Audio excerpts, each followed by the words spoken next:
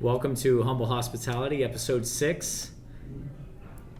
Good afternoon, Doug. Hey, how are you? How's your beard today? It's excellent. Thanks for the shout out on Facebook. Tuning in to watch you and your beard Yeah. discuss leadership. Yeah, it's not going to do any tricks, I don't think, but it'll be all right.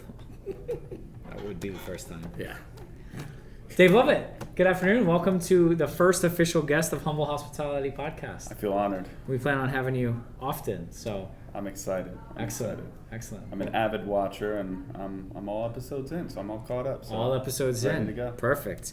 For those of you that don't know, Dave Lovett is our cocktail and beverage director here for all of our restaurants. And he's been a good friend of mine now for 5, 6, 7 years. 7 years. Been a while. And a very established and highly effective leader in our organization with a good track record of that. Thank you. Do you want to briefly just discuss a little bit about some of the projects you've kind of took the helm of before joining us? And, Yeah, of and course, kind of course. Where of you're course. from? From a small suburban town, Abington, Pennsylvania. Grew up there until I was about 17. Went to Temple U. Went to school for psychology. Loved it. Didn't really find a passion through the nuances of it. Sure. And I'm one of those type of people that I need to love each step of the way. So decided that wasn't my thing. Moved down to Florida. Then I switched. How old were you when you moved to Florida? 22. Okay. 22. I went down for, it wasn't Panama, but it was Panama City Yeah. for spring break. I wasn't even with the college I was at, I was with my friend's college, and it was too fun. And I was like, this Florida thing is pretty cool. So I moved down here that next year, and I moved down with BBRG, which is Bravo Brio Restaurant Group, and I was like a training bartender up there for them. Came down, I worked there for like a solid 4 years, and then Went to Panama? No. Partied Panama, went back up north, and then I moved down to Palm Beach Gardens Okay, like cool. a year later. Yeah, okay. And then it was in Palm Beach Gardens Mall, the BBRG, and I loved it. It was like, I got lucky, knock on wood, I'm the luckiest guy in the world, but it was like one of the busiest restaurants of the BBRG brand. They were always so busy. Got very lucky there. And then the Cooper, which is a craft cocktail bar in Gardens, kind of came along. Dave Bouchard, shout out to Dave. I'm sure he's watching. If not, send him the link. Oh, he will. He'll be watching. He'll love this. But he took me under his wing. I was always a quick bartender, but then he started showing me the why of bartending. Yeah. And I fell in love with that. And then cocktail competitions later and falling in love with it. I fell in love with wine. I then went to 1000 North, which is Michael Jordan's restaurant. Shout out to Michael Jordan. I'm sure he's watching too. Yeah, MJ. Share us on Twitter. And then I took over that program. I kind of wrote the cocktails for that. The wine was under Erica Moore. And then after that, I did a brief stint. I did consulting, and I wrote the program for the Love Street Project, Awesome. which is super cool. Yep. Beautiful location. And Yeah, it then is. I'm home. Here we are. I am home now, Awesome. over here with you. And I couldn't be happier, and not to dork out, but you're what's missing in hospitality. So this I appreciate podcast is that. an example of it. On the podcast, hopefully, the intent is to kind of really dive into the nuances of hospitality through leadership and hopefully, give those listening kind of not only some direction, but also some just revitalization of hospitality and being great assets to their team in any position, so that the level of hospitality can just continue to evolve and grow and hopefully people can share our passion from us and from whomever guests and materials we have planned over the next couple episodes to really kind of get involved and get engaged, and also learn a little bit about the history of not just leadership but also our industry.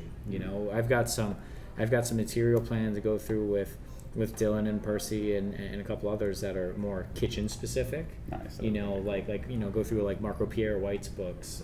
Go through. I can't wait. Like Dylan turned me on to Kitchen Confidential when I was training here when I was like 17. So I'm gonna go through that with Dylan. The making of a chef. Awesome. The soul of a chef, like all these like culinary based books, but because there's great leadership lessons there since we talk about that, but also too just like the grinding of like the European Michelin star chefs in like the 70s and 80s and like how they started. Like it's awesome. So when people understand the depth of that, they really kind of appreciate a lot of what happens in kitchens today.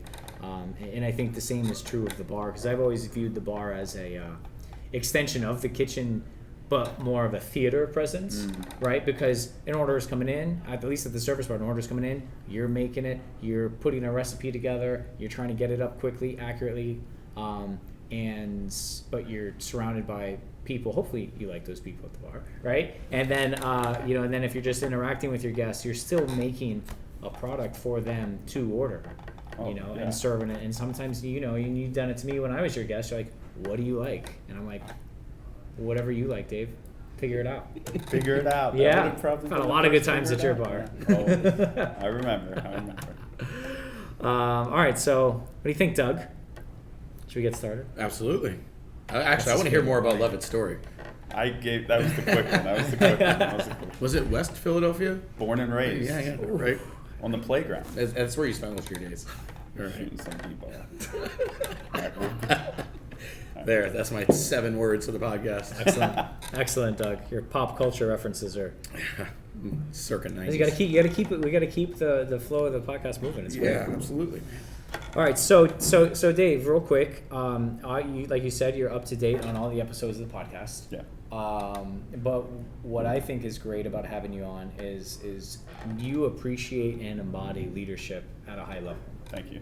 And having you on the team, you've been on the team now for a handful of months, but I remember when we first spoke maybe about 2 years ago, I said, listen, whenever you're ready to make a move, just let me know. I'll make a home for you. And I think it's funny, well, not funny, but it's fortuitous, I think is the more elegant term, because of the fact that, and I think it's important that people know this, the day that you called me and said, hey, what's up, are you still looking around, was the day that I signed the lease for Oak and Ember.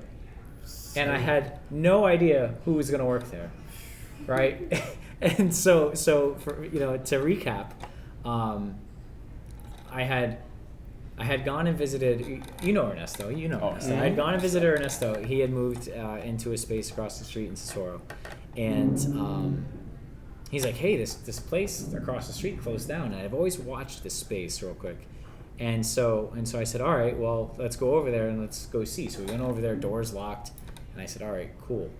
I took a picture of the property management company. I sent it to my broker, and I said, hey, this was a Sunday, because I remember I was off. And I said, hey, listen, if you can, figure out what's going on, at least let's go take a look at it and make a walk. I want to see what it looks like. So that Tuesday, we were in there looking at the space. I made an offer Tuesday night. By Friday, we had a lease signed. You called me on Friday. So we got this deal done from walkthrough to lease signing in like 5 days. It was a business week. We got it done Friday afternoon because I was pulling back into the ocean. Yeah. You called me after I just got done signing the lease, and I was like, well, funny enough, you say that. I said, I just signed a deal on a restaurant that's going to be a steakhouse in like T-minus 6 weeks, and I have nobody to work there. Are you in? And you were like, yeah, absolutely, sounds good. And then we came and met and chatted for a while, had a couple drinks, right? Had a few, and some food here at Hutchinson Kitchen. And then we rocked it from there, and that was September. You started October. Yep, September started, right? October. Yeah. So that's pretty cool. And what I think is even more exciting in this part that you don't know is today we're starting on, as you know, we're doing this series of going through John Maxwell 21 Irrefutable Laws of Leadership, and we're on chapter 8, which is the law of intuition. So it's kind of cool that having the intuition of being able to capture the space, get it set up, and then figuring it out along the way, but knowing that it was a good spot, it was a great location, good deal. I mean, we did well putting that together and making it a restaurant. But even before the team was figured out, was making it happen and having that intuition. And then when you called and I said, boom, exactly. Like it's really cool that a little bit of intuition there. It's freaky. Having our first guest as the result of that intuition, covering the chapter of intuition. Very excited. Yeah. So I'm very excited to have you. I'm very excited to have Doug as well, because POC, PIC, what is it? PIC? I don't know all these new age terms. A little dated. Partner in crime. Yes. Yeah, thanks. I was trying. I've been. I was like pilot in charge. No. Listen, we'll get there. Okay. But anyway, so Chapter 8, Law of Intuition. Originally, this was supposed to be a 3-episode podcast. It's turned into a indiscernible number. We are a third of the way through the book, and we've done this is episode 4 of this series, right? Yeah. So this is episode 6, right? Yeah. So Yeah, 4 of the series. Yeah. Excellent. And what's great is this all kind of ties together. With episode 1 was just kind of an overview. Episode 2 is managing oneself, going back to Peter Drucker back in the early 1900s through World War I, World War II. John Maxwell. This book was written in '97. So there's some references here that are a little dated, but still stand the test of time. And what's great is now we're reading it 24 years later, and some of these were 20, 30, 40, 50 years old then. So now you still have just that test of time of leadership, which I think is cool. So Super cool. So with that, I'm gonna get into it. And like we said before we got on air, if you will, feel free to stop me at any time and point out anything that stands out, because having your experience, your feedback, and being able to kind of have that dialogue with us is valuable, and I'm sure our guests, our digital guests, will enjoy that. My only fear is I'll ask too many questions. That's all right. That's my only fear. That's right. There's no end in sight on how many episodes we're going to make. Good. As long as Andres Ayala from Ayala Films is good with filming us and recording us and making us look as pretty as we do on YouTube. I know it's a little extra work for Doug, but that's all right. I get it, because I'm ugly. I got No, it. it's good. No, actually, you trimmed the beard a little bit. It looks good. Yeah. Oh, thanks, man. Thank you. Yes. No. For those of you that aren't watching on YouTube, I'm doing a heart emoji with my hand Yeah. It's sarcasm. for Doug. All right. The Law of Intuition, Chapter 8. Leaders evaluate everything with a leadership bias. We didn't even get into the actual paragraph, and I have a note for that. And my note is, I cannot stress that one sentence enough, where leaders evaluate everything with a leadership bias. Reason why is because every time you come across a challenge, the only way to solve that challenge, especially if you are leading a team, the only way to solve that challenge is look at it through the principles of leadership, right? We had some great discussions last week on leadership and how to move this team here and that there, and hypothetical stuff and this, that, the other. And when you can put your leadership goggles on and look at it through the lens of leadership, all of a sudden you're gonna find your way. You're gonna find your how. And what's that quote you say? When you know the way broadly, you see it in all things. Just like that. Yep. And I'm gonna be honest. I listened to a Jocko podcast and he said that, and I was like, yeah, Clicks. got it, click. Because you can see the common thread in which to pull, and just like when your grandma knits a sweater, it's one thread. Just keep pulling. You know what I mean? Keep pulling, and you'll find the end. And that's kind of what you're looking for. So, but in order to do that, you got to know what the end result looks like, and we talked about that the other day too. You got to know what the end result looks like. So in order to do that, you got to kind of put on your leadership lens and look at that problem, whatever it is, through that. And that's how you're going to figure out how to solve it. Again, especially if you're leading a team, whether it's a team of 2 people or 200, you got to figure that out, because that will tell you what moves to make and which directions to go. And maybe sometimes it's take one small step. Maybe it's just, let's just wait and see what happens, because you don't need to overcommit either. Does that make sense? 100%. Because if you overcommit, now you're stuck. You know what I mean? If we're like, we need to change this menu because this week the P mix was bad, and you go and you rewrite the whole menu, you get all these new products in, you get all this stuff, and now what? Did you train your team properly? Did you execute properly? Maybe you just had an off week on your P mix, and don't worry about that. Figure it out over time. So, back to the book. Of all the laws of leadership, the law of intuition is probably the most difficult to understand. Why? Because it depends on so much more than just the facts. The law of intuition is based on facts plus instinct and other intangible factors. And the reality is that leadership intuition is often the factor that separates the greatest leaders from the merely good ones. The best leaders read and respond. It occurred when we lived in San Diego. Not me, but John Maxwell. I did live there, but he lived there also. And 3 players were competing on the Chargers football team for the starting quarterback's position. Tim asked me who I thought would secure the job, and without hesitation, I said Stan Humphries. Really, replied Tim. I didn't think he had a chance. He's not all that big, and they say he doesn't have a strong work ethic in the weight room. He doesn't even really look like a quarterback. That doesn't matter, I said. He's a better leader. Watch Stan play, and you'll see that he has the ability to read just about any situation, call the right play, and pull it off.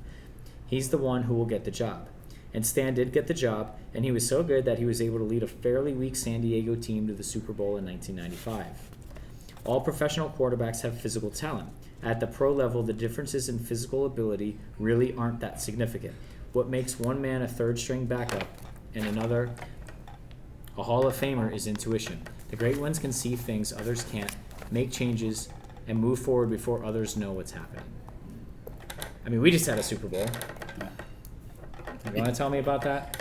Yeah, we covered that as well. Well, I'm getting to that part.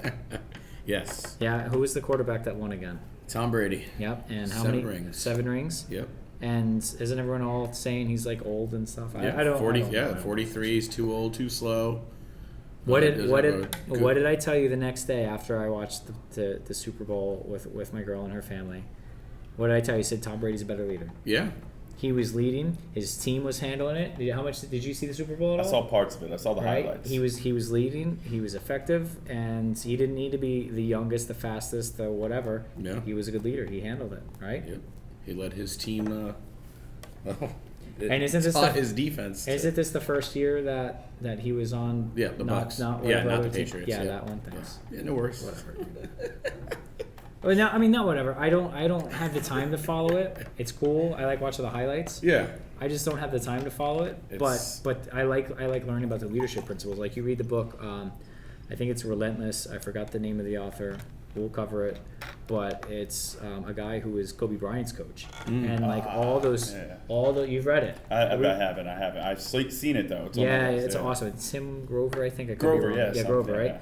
Yeah. And he talks about there's a lot of personal leadership in there, but it was a great leadership book. It was a great overall book. But my point is, he talks about the amount of sports references in there is just like phenomenal. And I think I could be wrong. I have to double check it. I think he also worked with Jordan in the Bulls. I think so. With Pippen in that. Yeah. I mean, it was a really good read.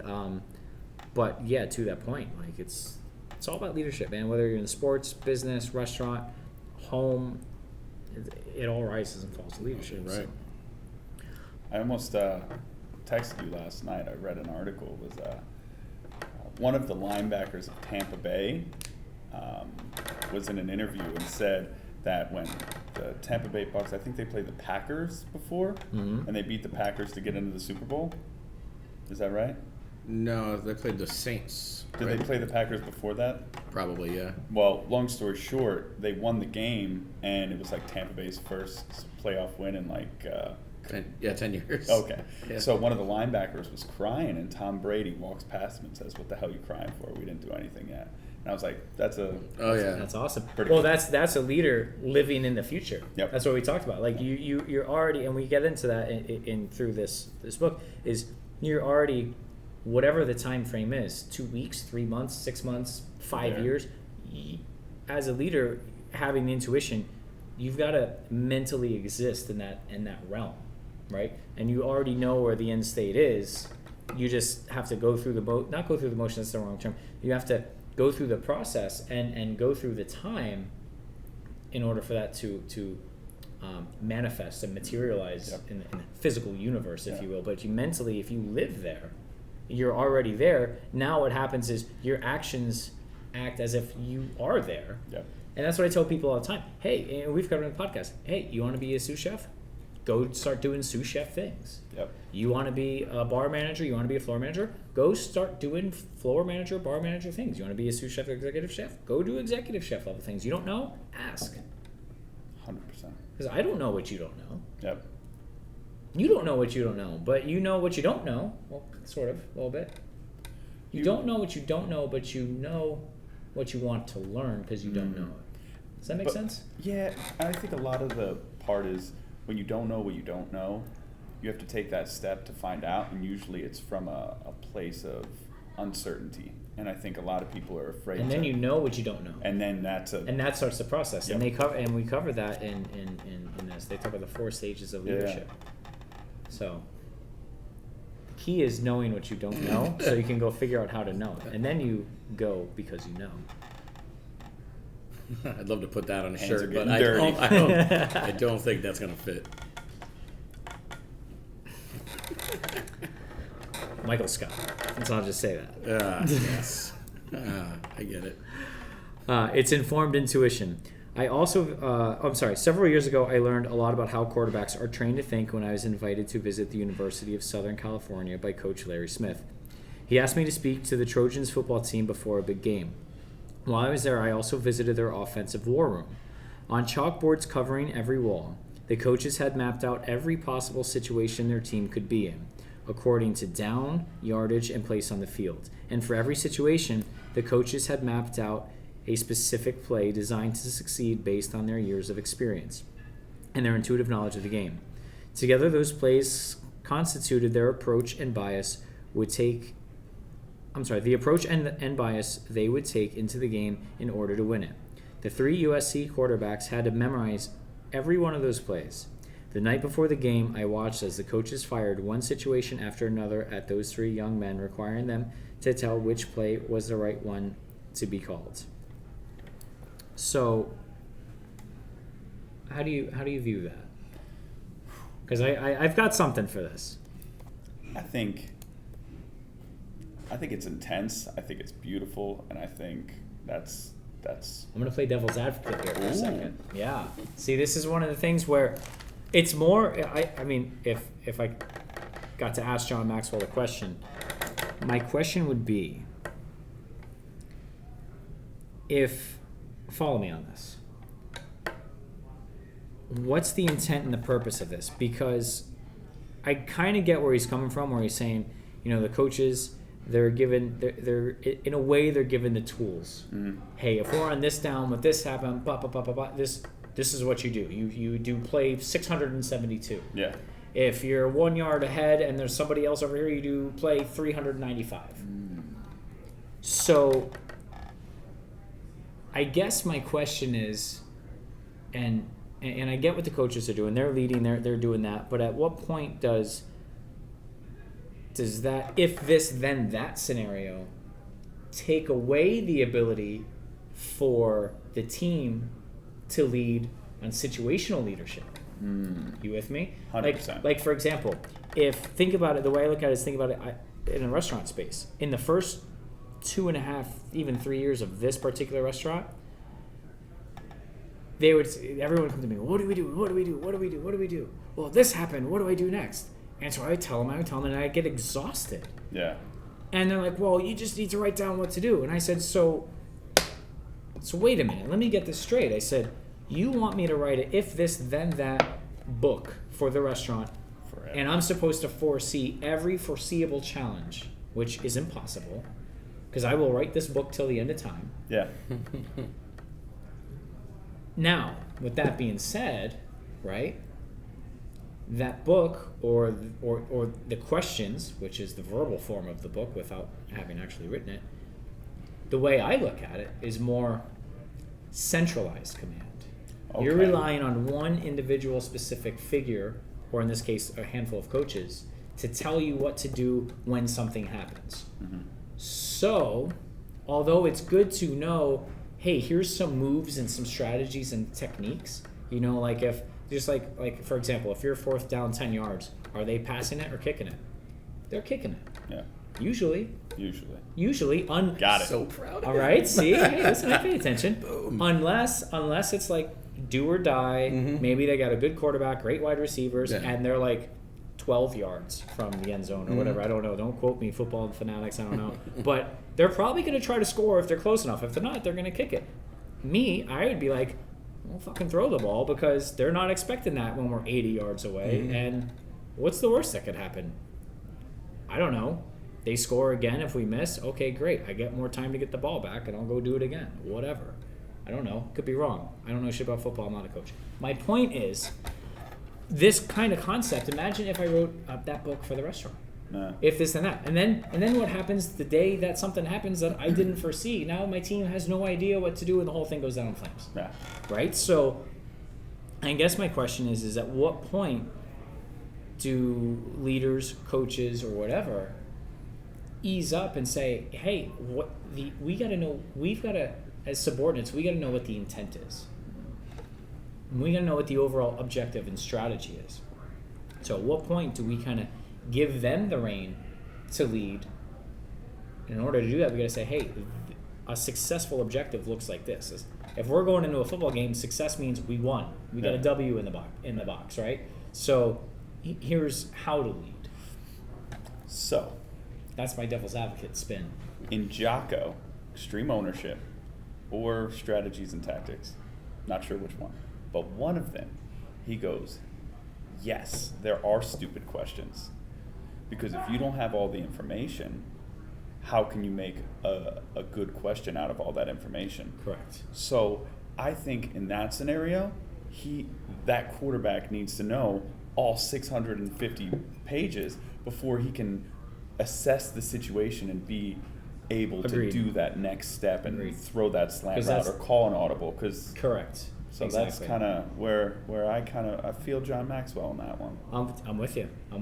Because you got to know the moves if you're gonna play the game. If you only know half the 100%. moves, no, I get that. Yeah. And that would be kind of where, if I got a chance to ask him some questions about this book, I would ask him, hey, what was your intent on that example? Because I get it, but there's some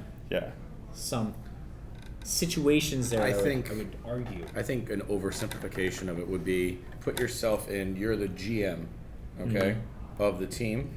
That's your quarterback. Yep. I'm his center.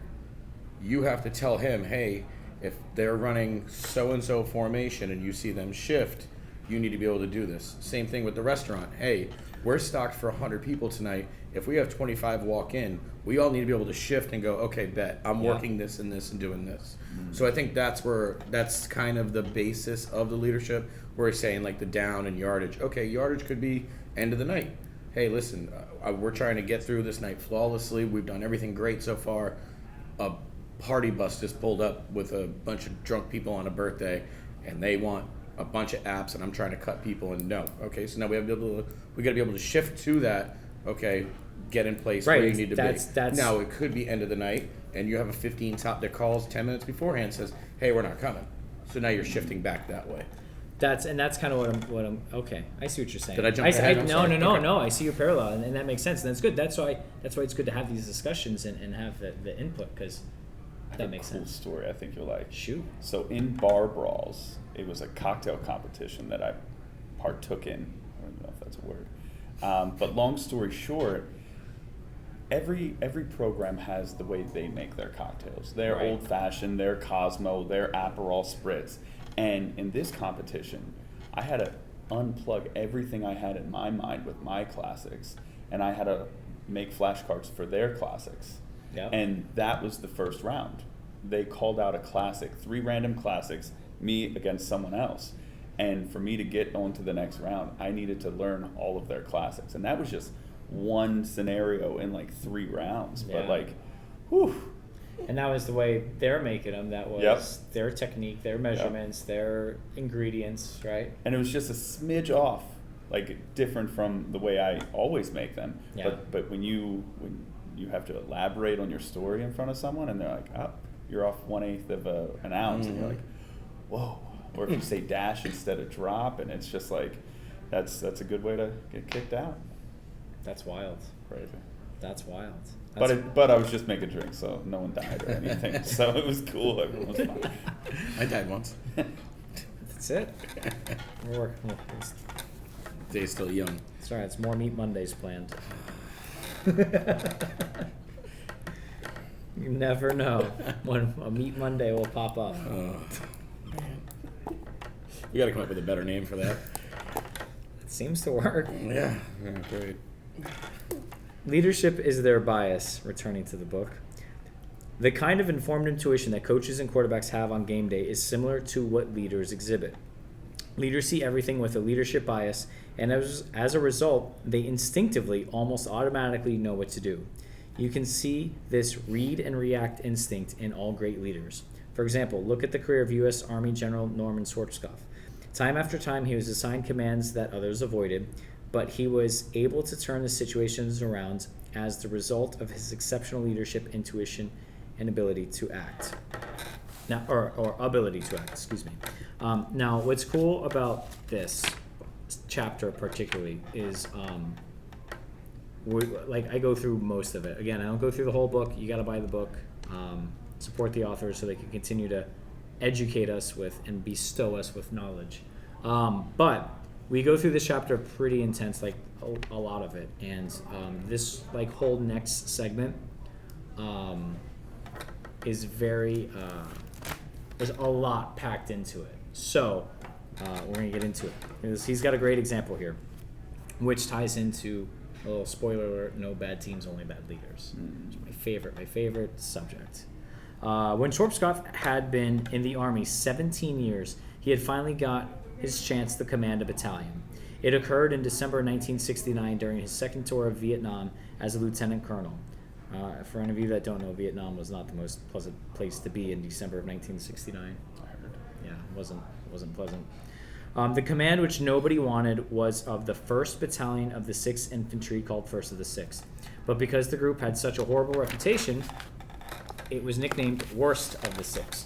Confirming this was the fact that as he took command, Schwarzkopf was told the battalion had just flunked an annual inspection. They had scored an abysmal 16 out of 100 points. He had only 30 days to whip his men into shape. Ouch. Yeah. Tall orders. Yeah. Imagine getting 16 out of 100 and then being handed, this team and saying, here, you got 30 days, go. So it's seen through a leadership lens. After the change in command ceremony, Schwarzkopf met the outgoing commander. Now this is where, I'm gonna read these next 3 paragraphs, and then we're gonna talk about these, I think, in detail, because there's so many leadership references condensed and lessons in here. Like when I read this, I was like, yeah, this is cool. I'm excited. So all right. Schwarzkopf met the outgoing commander, who told him, "This is for you," handing him a bottle of scotch. "You're gonna need it. Well, I hope you do better than I did. I tried to lead as best I could, but this is a lousy battalion. It's got lousy morale. It's got a lousy mission. Good luck to you." And with that, he left. Leadership lesson. We're going to come back to that. Schwarzkopf's intuition told him that he faced a terrible situation, but what was even worse than he had expected, his predecessor hadn't known the first thing about leadership. The man had never ventured outside the safety of the base camp to inspect the troops, and the results were appalling. The entire battalion was in chaos. The officers were indifferent, the most basic military procedures weren't being followed, and soldiers were dying needlessly. The departing commander was right. It was a lousy battalion with lousy morale, but he didn't say that it was his fault. Based on Schwarzkopf's description, it was obvious that the previous commander had displayed no ability to read the situation, and he had failed his people as a leader. During the next few weeks, Schwarzkopf's intuition kicked in, and he took action. He implemented military procedures, retrained the troops, developed his leaders, and gave the men direction and a sense of purpose. When it was time for the 30-day inspection, they achieved a passing score, and the men started to think to themselves, hey, we can do it right. We can be a success. We are not the worst of the 6th anymore.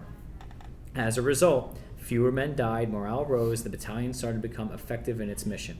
Schwarzkopf's leadership was so strong and the turnaround was so effective that just a few months after he took it over, his battalion was selected to perform the more difficult missions, the kind that could be carried out only by a disciplined, well-led group with strong morale. What do you got? It's a lot, right? So many points. So much. What do you got? What do you get out of that? How important leadership is and mindset towards it. Right? No bad teams, only bad leaders, right? Yeah. So, one of the things relating it back to the hospitality industry, you ever, when you were with Brio, did you ever get to do any trainings or go into any other stores that might be struggling at all? Yes. No, I've only done opens. You've only done opens? Yeah. Oh, bless you. You're Yeah. lucky. Yeah. So there were a couple times where just in my career, I either, whether they were private restaurants or I was with corporate, they're like, hey, we need help. Whatever. The kitchen's in disarray, the service is disarray, whatever it was. And you'd have to go in, we'd have to go in and kind of turn some of these restaurants around a little bit, whether improve their food costs, their cleanliness scores, their ticket times, their delivery to the guests, whatever it was. They were like, hey, here's what you got to go do and fix. And had I known the idea at the time, 6-7 years ago, of no bad teams, only bad leaders, I probably would have been a little more effective at it. I mean, I did good and I enjoyed it. Did you have like a recipe for it, or was it circumstantial? It was circumstantial to a point. It was very circumstantial, and usually the general manager and director of operations would kind of give you, hey, we just can't seem to figure out how to get ticket times in our specs, or we've had sanitation issues, or our food cost is high, or our turnover is high, or all of it sucks. Yeah. The morale, this, et cetera, and so I'd get to go in there, and one of I think the best example that I have is actually it's two examples. So because they were both different circumstances, and a long story short, but when I went into Yard House to go into downtown San Diego, there wasn't a bad leader there. There was a great leader there. And he was moving on to the new location, and I was going to take his spot as executive chef. And he had the kitchen gift wrapped for me. Mm-hmm. You know what I mean? It was like, here, Bo, everything. Here's who does this. Here's who does that. Here's your order guides. Like, it was awesome. He ran good labor. The guy had been there for like 12 years. Yeah. He had good relationships. Their turn, like, they had people that were there as long as him or longer. Most of the team was there for like 8 years max or more. Mm-hmm. And here's the thing, like, he had 2 sous chefs, both of which had started as line cooks 10 years ago. Well, at the time, 10 years ago. And they had been sous chefs for about 4 or 5. One was going to go with him to the new store, and I got one. Well, they took the nice one, and I got left with the problematic one. Now, when I was in my training with Yard House, because I had come from Eddie V's in the Yard House, same, Darden. I was in my training, and my new director of operations called me and he said, "Hey, we just put this guy Nick up on for his final written warning for attitude and performance." So follow me. And that was the guy. Which guy? The problematic one. Yeah, I got the problematic sous chef. So I'm like, I'm in like week 4 of 12 of training with Yard House, because even though I was already a manager with Darden, I had to go through the Yard House menu and everything, and so I was up in another location, and so I came in. So I wasn't coming into a troubled restaurant. I was coming into a restaurant that had a troubled junior leader, but an amazing team, right? And an amazing executive chef who kind of really kept the lid on that and whatnot. But when I got in there, they don't like to hire outside chefs. So here I am. They'll hire you as a sous chef, but not as an exec. They don't like to do that. But here I am breaking the mold. I'm like 27, right? This guy's been at Yard House for 10 years. He knows Yard House like the back of his hand. I'm this new guy. I'm in San Diego, so my broken Spanish, doing the best I can. But so I had to really have a lot of buy-in with the team. Yeah. Well, what happened was the sous chef lost his shit one day. I wasn't there. It was my one day off that week. I'm supposed to have 2. Yard House is a big restaurant. There's a shit ton of people. And I told my DO, I said, listen, what he did is uncalled for. You already put him on a file. I'm like, I got no problem with him, but if you need to get rid of him, I'll figure it out. Yeah.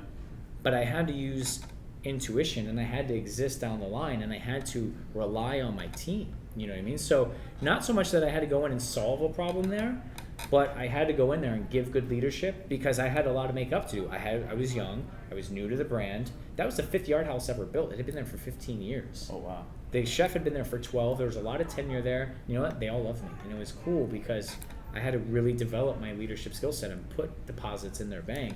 And that helped me for when I got to the next yard house when I was able to move to Boca. Interesting. And that one was a little problematic. They didn't have a chef. Their front of the house wasn't overly trained in the back, so standardization and cleanliness and morale was bad. And then so that was a different circumstance. And I didn't move. I moved there because I asked to move there, and they found a home for me. Yeah. But it had its own different challenges, and which most kitchens have, But it was good to be able to kind of apply these same principles and raise it. It was great because I was able to get 5 or 6 of my line cooks to travel trainers to culinary professionals to then sous chef, and now 2 of them, as far as I know, 2 of them are still executive chefs with the brand that were my saute cooks, and another one took a sous chef position, moved to DC, and now she's with True Food, I think it is. True. Yeah, they're big in California and up north. They're awesome. They're like massive operations like ours, 100% organic, really good food. Like cool. it's super cool. It's super trendy, and she's with them now as a executive chef for Chef de Cuisine. So it was great to be able to build and coach and develop these individuals, and just get them to where they could leverage their potential. And then they did it the rest of the way, which is awesome to see. So. But I got more points here in this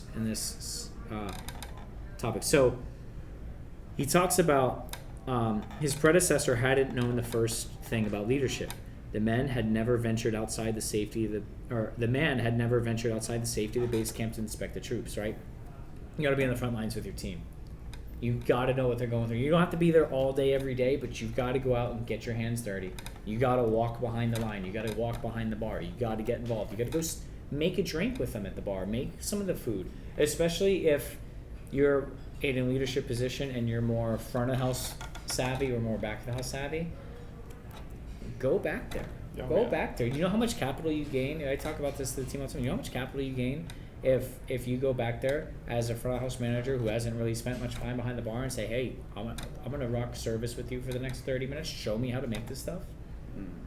That's not most people are gonna be like, I'm afraid if I go and ask, the person that I'm in charge of for help or to show me something, that I'm gonna look like I don't know what I'm doing, and I'm gonna lose my boss status, right? Do you know how much relational connection you're gonna build and how much capital you're gonna get when you say, hey, show me how to make that drink you make, or show me how to make our whatever our specialty drink, right? Show me how to make our Kiss My Bubbles or Summer Blueberry Magic or whatever it is, and you make it really good. The guests always love yours. Show me how you build this cocktail, right? Or vice versa. Hey, show me how you grill a steak. Like I want to learn. You will get so much from that by subordinating your ego and saying, I don't know everything, and that's okay. I want to get involved. Show me how you do that. Show me, or even if it's show me how you manage all these tickets. I don't know how. Yeah. Whenever someone passes a new drink in front of me, I always look in. And I always try to ask questions beforehand. Like the Strawberry Slayer After Dark that you had? It was good, man. The picture of you is excellent. It was good. I was like, what the hell did you do to his eyes? You're like... A lot of caffeine and a strawberry after milk thing. But I always ask questions. Where did it come from? Why did you make it? Does it have a place in the menu? What was the passions behind it? And I think that it's thought-provoking. Like kind of all the questions you always ask. They're thought-provoking questions to now put in the tool bag for next time to pull out. Absolutely. So, super cool. I also put a note in here talking about, getting out on the front lines. Restaurant managers, if you're listening, I hope you're not listening in the office while service is going on. You need to get out of the office and see what's going on your floor and in your kitchen. That's got to be like the Jocko wake-up alarm. That's exactly how I That's feel. That's got to be in the office. Like when they're in there, it's like, if you're in the I will count office. to 10. Okay, you should be on the floor. If you're not on the floor, you should get on the floor, or you're going to feel like a loser. Your team is going to drown under the door don't open. They're stuck in the loop like, no. No, but the higher up your rank in an organization, and we're going to look at restaurants specifically, right? The higher up your rank, the more ground you need to cover. Also, you need to solicit and engage your troop for feedback.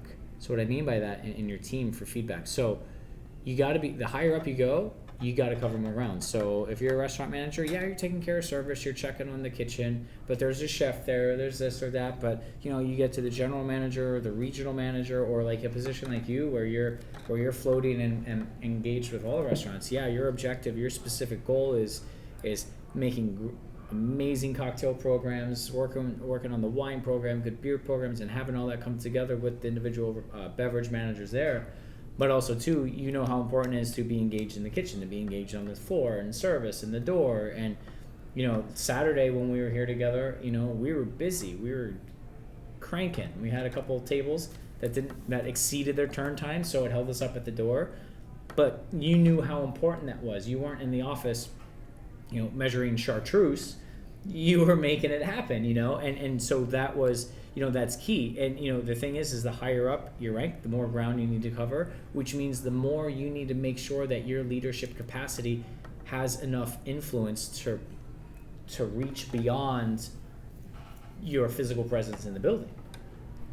And that's through leadership, and that's through direction and clear direction, and giving people the tools and giving them the why behind what it is they're doing, how it impacts their team, the restaurant, the organization, and how valuable that is. Or was that something that you gained along the way? What's that? That leadership. That aspect. Yeah. Honestly, it's something that I've gained.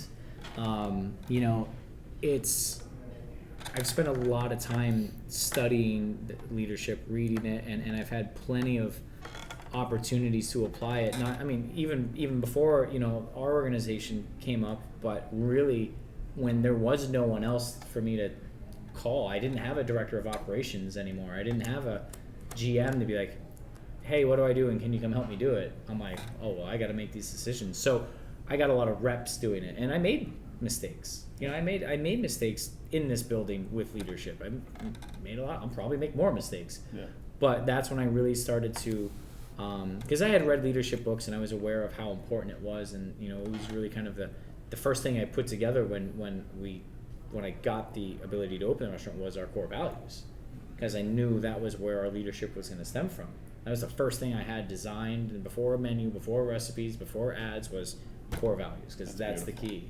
So as learning and studying and practicing and making mistakes happened, that's kind of where I realized that. And really where it really came into play was when we opened Hutchins Kitchen. And then I realized, well, my influence isn't being felt there when I'm not there. Why? Is it the team's fault or it's my fault? Right? I could own it. My name's on the door, and I can't blame someone. The restaurant closed because the chef was bad and the GM didn't care. Yeah. I can't do that. It's on me, right? So that's when I had to take ownership and really learn and apply that you got to get in on front lines. I'll never forget, and Chef David, you can ask him, be like, what's Kyle like at 5 a.m. cleaning a kitchen? Just ask him. I'm fine. I'm not mad or anything, but the kitchen's clean very early. I'm sure. Yeah, the kitchen's very clean. But what happened was we had some sous chefs that decided that they were too cool for school, and they didn't want to check anyone out. They didn't want to close their kitchen properly. And I knew it the day before. I could just see it in their eyes. I said, you know what? I'm going to roll in at 4:30 in the morning because we opened for brunch. And I'm like, and I'm just going to see where we're at. And I closed that Saturday for brunch, and I said, I called the chef and I called the GM. I let them sleep in till like 5:30. And I said, just spent an hour inspecting the restaurant, and you know what? And this was like the first month we were open. And I said, I'll see you guys when you get here, but I'm cleaning. You just got to get in.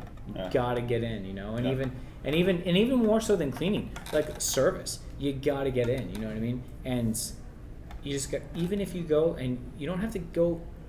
There's a dichotomy, there's a point to where if you're super busy, yeah, you're helping, you're jumping in, you're helping seat guests, you're helping run food, you're helping make drinks, whatever it is. Hey, yeah, I'll go get that back up for you on the line, no problem. I'll go sweep up this broken glass, whatever. Yeah, I'm going to go in and do that and set the example and help because of sheer volume, but I can't go in and do it when there's 7 people standing around in a side station and I'm busting your tables? I don't think so. It's not because I'm too good, but it's because there's levels of responsibility, and then what happens is the leader becomes the easy button for the team. Yeah. So then when it's really needed, the leader can't lead. They're busy being the easy button for the team while it's 7:30 and Saturday night and half the team's having a coffee break in your service station. You can't have that either. So you've got to find that balance, and there's a line where through intuition and your leadership lens, that's where you find it. People are like, well, how do you know when to help and when to delegate? Well, it depends. If my team is at maximum output and they just need help because we're super busy, great, no problem. Valentine's Day, I was all over the place. I was washing dishes, whatever, it doesn't matter. But I'm not going to do it because someone is taking advantage. Does that make sense? Yeah, it makes total sense. Or because what happens is when you do it 2 or 3 times, like, oh, yep, that person's here. Cool, I don't have to bust my tables tonight because that manager's working and they're going to bust my tables because they got to flip the tables because they don't want the people waiting at the door. So I could just chill and take it easy. I got one over on my manager today. Yeah. No, it doesn't work like that. Yeah. You know? That's why performance-based scheduling is very powerful on the front of the house, because if I'm a manager and I'm constantly busting your tables and I have the power to make your schedule, guess who's getting the least sat section? The guy who wants his section seated the least, right? Because if I was a server, 100%, when I was a server, I'd go help the essays. I'm going to go help bust my own tables because I want more seats. I want to get another turn. 100%. You with me? Oh, yeah. But wait, there's more. The most basic military procedures weren't being followed and soldiers were dying needlessly. The departing commander was right. This is a lousy battalion with lousy morale. But he didn't say that it was his fault. He didn't take ownership. He blamed the team or the battalion. Right? How many times have we worked in restaurants, and this goes to you guys listening, how many times have you worked in restaurants where it's like, oh, well, this team sucks, or the group at the people at this restaurant sucks? How many people have left restaurants? How many people I've interviewed where I'm like, why'd you leave? They're like, the people there are miserable. The team, nobody works as a team. Nobody helps out. Everyone's mean. There's bullies or this, that, the other. My question always goes back to, well, who's the leader there? Who's the manager there? Who's running that kitchen? Who's running that restaurant? Who's running that floor? If you're a leader, you got to own it. If your team is miserable, if your morale is miserable, if your execution is low, it's your fault as a leader. You got to own it.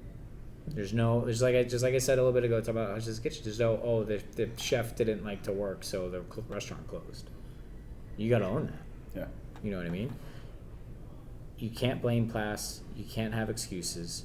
You know, once you eliminate the blame game, see, this is the thing that's the hardest thing to get, because that you got to fight your ego on. And once you say, okay, I'm gonna own it, it's my fault. Once you get past that point, something beautiful happens.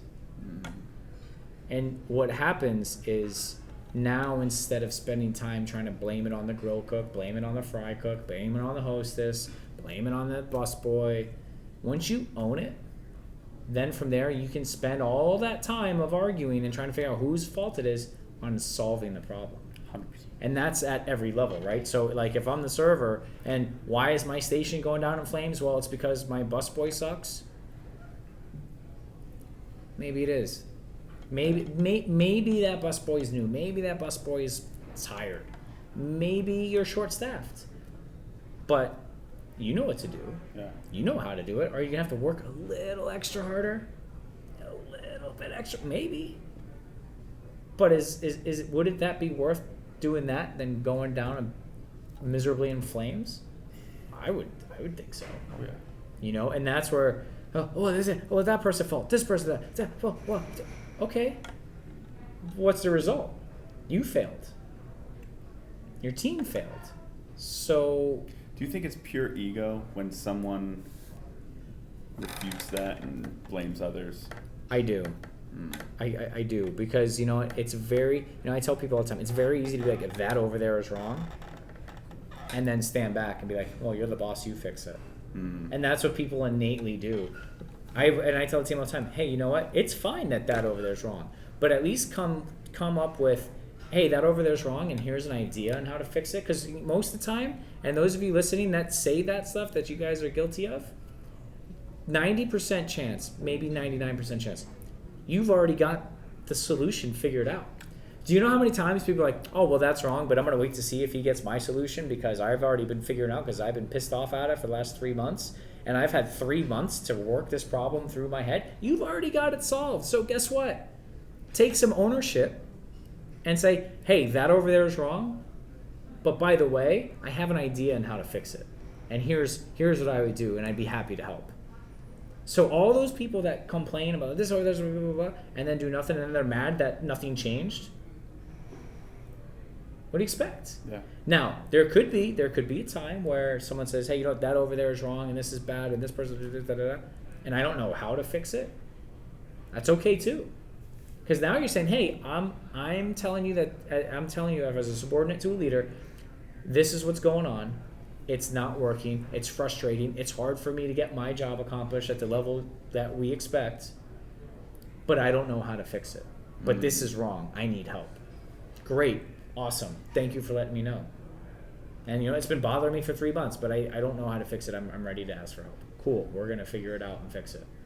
And I might not know either, but I think together we can bounce some ideas around and solve it, right? I like that. So, but it goes back to, a lot of times in the restaurant industry, it goes back to procedures. It goes back to steps of service. It goes back to steps and recipes. It goes back to, I guess that really covers like 90% of it, right? Yeah, Mise en place. Too. Mise en place. Yeah, That's it. That's also procedures. That's so procedures. Yeah. That's right. Exactly. That's procedural, right? So everything kind of falls on that. Yeah. And maybe attitude and outlook. Yeah. That kind of. But that's also stems from your morale, True. which is True. which Yeah. which is fostered by the leader, right? Yeah. It could be the leader on that shift, right? How many times have you ever worked and you come into a restaurant, and I know those of you guys that work in restaurants know this, and I'm sure this is true in other industries. I've never really worked in other industries, but I'm assuming you walk in and you see which manager's working that day, and you're like, cool, I'm gonna have a good shift. Yeah. And then the next day, the next manager's working who has a totally different style and influence and effect over that shift, and you're like, oh shit. Yeah. You with me? Oh, yeah. And so the goal as leaders is for us to not be those managers, Yep. but to be the manager like, hey, you know what? Oh, Kyle's working today. Oh, I know I'm going to get treated with respect. I'm going to get treated fairly. He's going to work hard to take care of us. He's going to give us good direction, and he's going to hold the slackers accountable so that everybody can rise and succeed. 100%. Does that make sense? And he's going to crack a couple jokes here and there and make it fun. You know, like that's the objective. It's leader. That's Right. what a leader is. The last point I had in this, and we'll move on, is, you know, when they got scored again, and they had a passing score now, and so John Maxwell talks about they had a sense of purpose. They passed their inspection, and now they start to feel like, hey, we can do it right. We can be a success. We're not the worst of the sixth anymore. And so then less people died, so that's always good, right? That's a check in the win column. Their morale went up. The battalion started to be more effective, right? I mean, it's true. I mean, that's good. That's the objective, right? Yeah. Right? So they got to do more meaningful missions. So now they have purpose. Now they have a why. Now they feel valued. So I think it's important that, you know, on the leadership front as a restaurant, I think it's important so that, A, we communicate our why, we make sure our team is valued, but when they start to do well, they also need to know that, you know, and if, especially if it's a turnaround, or even if they are continuing to do well, they need to continue to know that. You know, how many reviews and stuff we get that, you know, I've really been making an active effort to really make sure that I get that to our team and say, hey, I got again one today. Jess, if you're listening, you got a great one. You're going to see it on the website. And these things just show up in my Facebook Messenger, my text messages, emails. I get them all the time, or just in our reviews as in general. So I'm trying to push them out because I get bombarded by these things. But I rather good reviews and compliments than negative ones, so that's good. But yeah, Jess behind the bar, the guests absolutely loved her. And I'm like, all right, great. Just you need to know that because she does a great job. Her guests love her. You know, I know we try to, positively reinforce our team all the time, but I screenshot it out and put it right on our training website on the talking points, because I want them to see the guests and the words that they use, because I find that's I would like to see that. Yeah, and I think a lot of people, knowing from not in the trenches but just hearing, people love that you see that. You know what I mean? Like, not to name names, but one of the servers over at Oak and Ember, they were like, I want the compliments because I know Kyle's going to wake up and see it. I was like, that's cool. And that's another level in which people want to do a good job. And that's cool. You do great. Cool. Boom. So I mean, there's a lot in here. I mean, this little subsection, you've got ownership, you've got leadership capital, you've got give your team morale, you've got get out there and get dirty and get involved and see what's going on, so you know how to lead your team to fix it. I mean, realistically, if someone read these 3 paragraphs, that's like a phenomenal summarization of leadership challenge and end result. And like 3, I could not have consolidated it in better 3 paragraphs. Yeah. It's amazing. It's like awesome. I'm actually going to take this and share it with a few other team members we're working on some projects with in our organization. I'm going to actually take this 3 paragraphs and say, read this and tell me how it relates to what we're doing here. Nice. There's some good things we can pull from that. Returning to the book. See, we've got some stuff to cover in this chapter. Great chapter. Love this chapter. Love it. Clear schedule. Another leadership challenge. Later in his career, Swartzkopf got the opportunity to command a brigade. Once again, he accepted a post that others didn't want, and he followed someone who I believe was another poor leader. The unit was the 1st Reconnaissance/Commando Brigade of the 9th Infantry at Fort Lewis, but people called it the Circus Brigade because of the way the previous commander had run it. Ready for this? Swartzkopf's leadership intuition told him the people he commanded were good. So, the team is good, but the performance is bad. Right? Paint the picture. Now, I was on EF Online the other day, Jocko's Echelon Front Online, or is this a podcast, whatever, I don't know, it's somewhere. I just remember Jocko saying it's cool. And we refer to him a lot because all this leadership, it all goes hands in hand. And he said, there's no bad teams, only bad leaders with one exception. And I said, oh, cool. Like, I got excited. I'm like, what does that mean? And he said that the exception is there can be good teams with bad leaders. Therefore, the performance of the team isn't as exceptional as it should be because the leader is keeping them at a specific level. Do you think that's the general consensus? For the most part. Because in chapter 1, the law of the lid? Yeah. They go in, they take the leader out. When he said that, I was like, oh, I get that. And I've seen it happen because what I've seen in the past is the leader's lid will be at whatever. On a scale of 1 to 10, maybe it's a 5 or 6 in a certain department. And what happens is they will suppress their team's abilities to succeed because they're afraid that someone's going to come take their position, because maybe that someone on their team is better at this other thing that they're not good at. So they're going to suppress that person, which then therefore suppresses the team's ability to produce, because they don't want it to be shown that they're not good. Like for example, me. We all know I am not good behind the bar. I was behind the bar for 5 minutes at Hutch's Kitchen on Valentine's Day, and I'm like, Dave Lovett and Dragon, get over here now. This sucks miserably. I don't know what I'm doing. Mimosas, Bloody Marys, got it. I get trapped there. The people want it, especially me. They want to talk about it, and I'm like, I love you all, but I cannot stand here and talk to you for hours. I can't. I gotta go. The kitchen needs help. I mean, we were getting crushed for brunch. You were there. Oh, this is the busiest day ever. It was great, but I'm like, I gotta get out of here. I'm like, I don't know where anything is. Like, horrible job at leadership by me in the bar, but no bad teams, only bad leaders. I fired myself as the bar guy and got the bar guys in there to do what they do, right? And I went and did what I do. I went and managed the rest of the thing. I had to. I couldn't get bogged down in the trenches. It's not my zone. It's not where I'm going to be most effective. So I fired myself.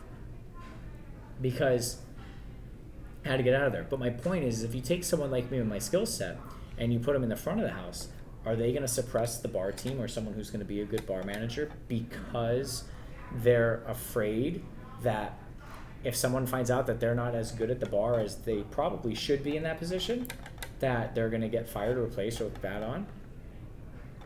Maybe. My instinct is, let me get people that are in there better than me. Yeah. Same thing. Let me get people in the payroll department better than me.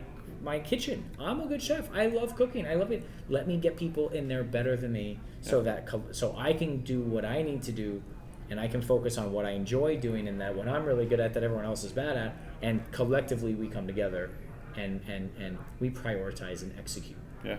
Right? Yeah, 100%. That's the thing.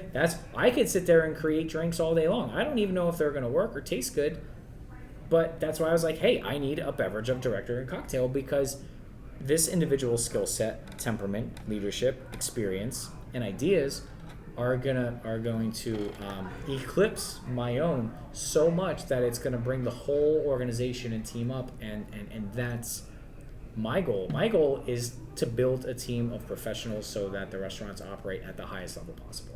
And that's what we do. Yeah. And and I can't do that by myself. So I don't want to. I don't want to be stuck in that position. So I do think that there are instances where there's great teams out there and people that want to just do a good job, but the leader may be scared because they're going to be eclipsed, or they could be scared because they haven't gone to that next level and they're afraid of what that next level might look like, or not in a negative way, but they're just afraid of success, which happens all the time. So me, I'm like, hey, just is the rocket booster on? Cool, I'll hold on to the side. Yeah. Let's see where this thing takes us. Not everybody's like that, and that's okay. I'm a little bit of a cowboy in that respect. I get that, but some people are like, I want to be, in the rocket, suited up with airbags and space helmets. I'm like, let's go. There's very few people that thrive like you and a lot of the people here. Matt says I thrive on chaos. You thrive, but that's where you grow. That discomfort. It's true. It's true. Discomfort. It's very true, and I think that's life in general. I mean, you have to be uncomfortable to grow, and you got to be comfortable being uncomfortable if you're going to grow and exceed and excel beyond where you are. Now, some people are like, hey, you know what? I made it to level 5. I'm good. I don't need to get to 10, and that's okay. Great. We're going to find a great position where you're highly effective at level 5, and I know that I don't have to worry about level 1, 2, 3, 4, or 5, and good, great. That's a great asset to the team, but I still need a level 10 somewhere, so I'll go find the level 10 and piece it together like that. So that's kind of a long version of answering your question. Does that make sense? Yeah. Oh, 100%. This is where I like where it gets interesting. The real problem was their priorities were all wrong. He immediately rallied his officers, set new priorities, and empowered them to retrain their people to get back on track. As he implemented changes, his vision for them was clear in his mind. He wanted them to be ready for battle. You know what that sounds like? From Extreme Ownership? Well, prioritize and execute, and commander's intent, right? And what at the end of the day, what did he want them to be ready to do? He wanted them to be ready to do battle. In order to do battle, you got to be prepared. You've got to be trained. You've got to have your mise en place, right? So if we tell our teams, hey, we need you to be ready for service, that's the overall objective end game. That means your stations are stocked. That means your bar is stocked. That means we have ice and ice cubes. I don't know how much I like ice cubes, right? That means that we have green limes. That means our kitchen is stocked and prepared. That means our servers are clean, ready to go. The side stations are stocked. Silverware is polished. We're ready. We are guest ready. And most people are like, oh, well, I'm just not feeling good, so I'm going to short on these things today. And then all of a sudden, boom, you get busy, popped in, and now you're scrambling. And it's like, oh, this shift was horrible, blah, blah, blah. And it's like, you can't run an operation like that. Yeah. For not even just for your guests, but even for your team. Like, what does your team get out of that? Like, you ever do a wedding, Doug, in DJs, and I don't know, maybe someone didn't go through your checklist you have, and you're counting on your guys to do that, and they forget like half the stuff, or maybe they just forget like one little connector cord, and now the bride can't have what she wants. Right? Well, not us. I mean, we're always flawless, but no. No, but I'm talking about. Have you ever seen that, like in absolutely. your career coming up, or heard of it, whatever? You know, I mean, like. I just did a wedding recently, and the bride thanked me at the end. She was like, "Thank you for being the only one to have your shit together." And you know, you get compliments, but I was like, I'm curious. I'm like, oh, what happened? Well, the florist didn't send enough flowers. Like 3 tables didn't have flowers.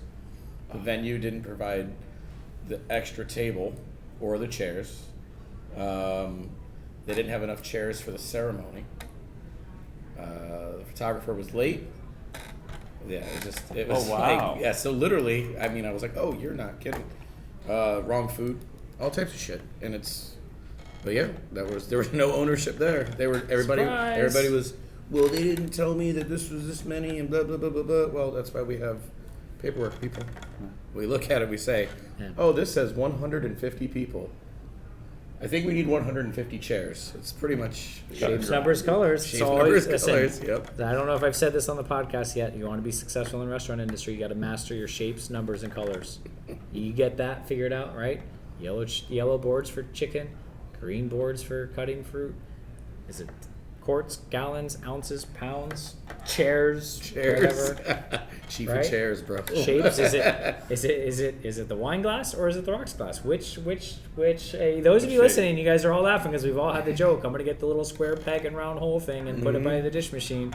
You guys all know what we're talking about, so get better at it. Right? Figure it out. Figure it out. But anyway, no. I mean, this is an awesome sentence. I was very excited about that because it's simple. He's like, we're going to prioritize. We're going to figure out our training.